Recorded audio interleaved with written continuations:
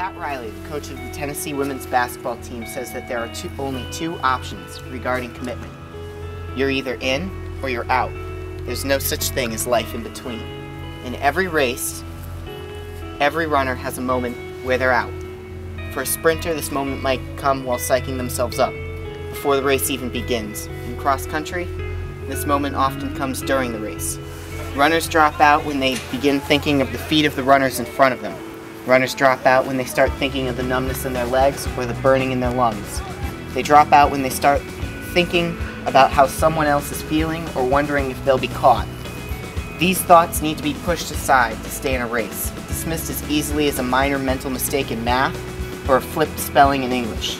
These thoughts are blips, misbegotten electrical impulses in the brain. There is nothing more easy to throw away because they don't actually exist. You stay in the race by staying in the present, by focusing on what is at hand and what needs to be done now, right now, not what is coming. You stay in the race by focusing on your plan. Any deviation from that plan is dipping into a race that is beneath you. A race is a test of confidence, preparation, and skill. A race tests your ability to ignore pain and focus on a single goal to the exclusion of all else.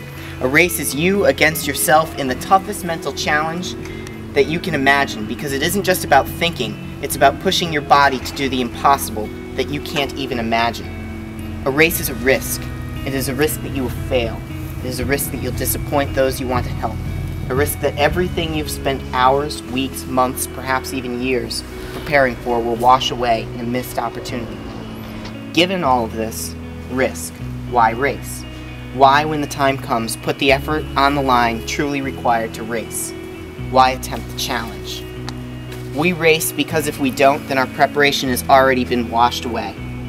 We race to feel the pain and the satisfaction of defeating that pain. We race to prove ourselves against ourselves, and in so doing, make a statement about our character.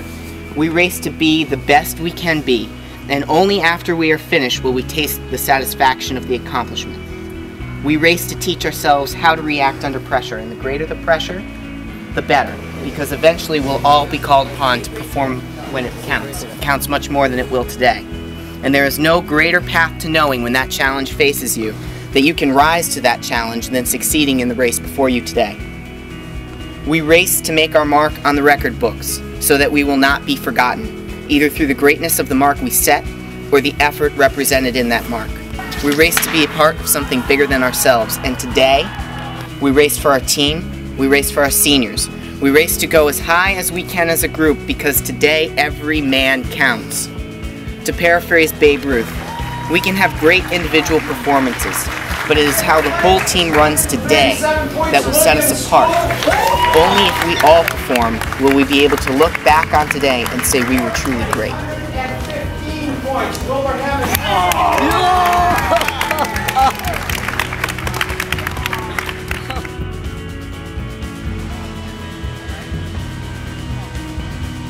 All right, ready, go!